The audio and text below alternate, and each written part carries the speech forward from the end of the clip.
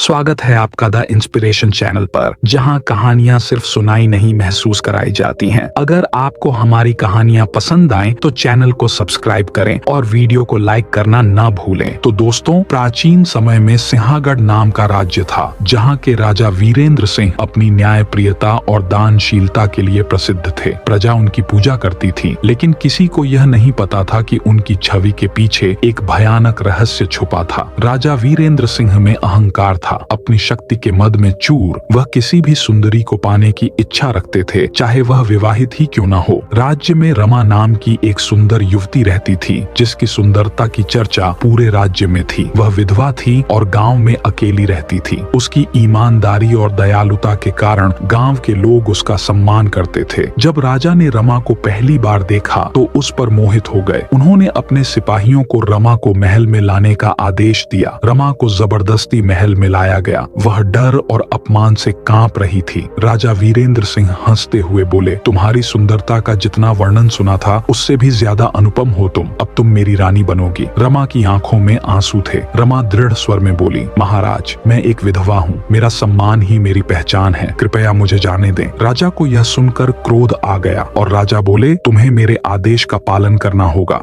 अगर तुमने इनकार किया तो इसका अंजाम बुरा होगा। रमा ने अपनी स्वाभिमान की रक्षा के लिए राजा के प्रस्ताव को ठुकरा दिया। राजा ने क्रोध में आकर उसे कारागार में डालने का आदेश दे दिया। रमा को कारागार में खड़ी यातनाएं दी गईं, लेकिन उसने हार नहीं मानी। एक रात उसकी हालत बहुत खराब हो गई और अंतिम सांसें लेते हुए उसने आसमान की ओर देखा और कहा, हे परमात्मा, अगर मेरा मन और आत्मा पवित्र है तो इस अन्याय का फल राजा को अवश्य मिले। मेरी आत्मा तब तक चैन से नहीं रहेगी जब तक मेरे अपमान का बदला न मिल जाए। उसकी आंखें बंद हो गईं और उसने प्राण त्याग दिए। उसी रात महल में भयानक तूफान आया। बिजली की तेज कड़क के साथ रमा की आत्मा ने महल में प्रवेश किया। राजा वीरेंद्र सिंह को उसकी चीखें सुनाई देने लगीं, तूने मेरा अपमान किया, अब तू पापों का फल भोगेगा। राजा ने यह आवाज सुनी और भय से कांप उठा, लेकिन उसने इसे एक भ्रम समझकर नजरअंदाज कर दिया। अगली सुबह राजा ने देखा कि उसकी सोने की तलवारें जंग खा चुकी थीं। महल की दीवारों पर खून के निशान थे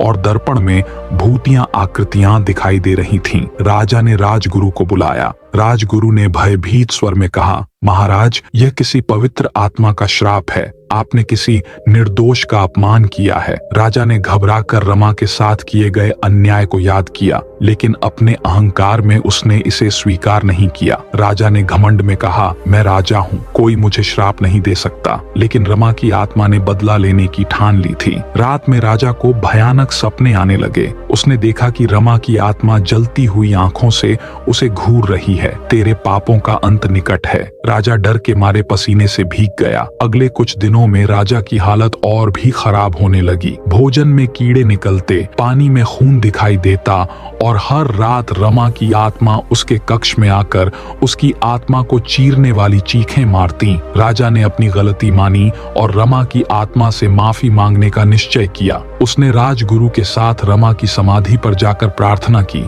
मुझे माफ कर दो, मुझसे गलती हुई। लेकिन आत्मा शांत नहीं हुई। न्याय चाहिए, तुझे अपने कर्मों का फल भोगना ही होगा। अचानक जमीन हिलने लगी, तेज आंधी चली और राजा धरती में समा गया। उसका अंत उसी जगह हुआ जहां रमा की आत्मा भटक रही थी। राज्य को एक नया राजा मिला जो दयालु और न्यायप्रिय था। रमा की आत्मा को शांति मिली और उसने आकाश की ओर प्रस्थान कर लिया। महल में अब भी लोगों को रमा की सिसकियां सुनाई देती हैं, जो यह संदेश देती हैं, कर्म का फल अवश्य मिलता है। अन्याय और अहंकार का अंत निश्चित है। जो जैसा करता है उसे वैसा ही भुगतना पड़ता है। न्याय और सत्य की राह से भटकने वाले को कर्म का फल अवश्य मिलता है। यह कहानी राजा के अहंकार, पाप और विधवा के श्राप की रहस्यमयी गाथा है।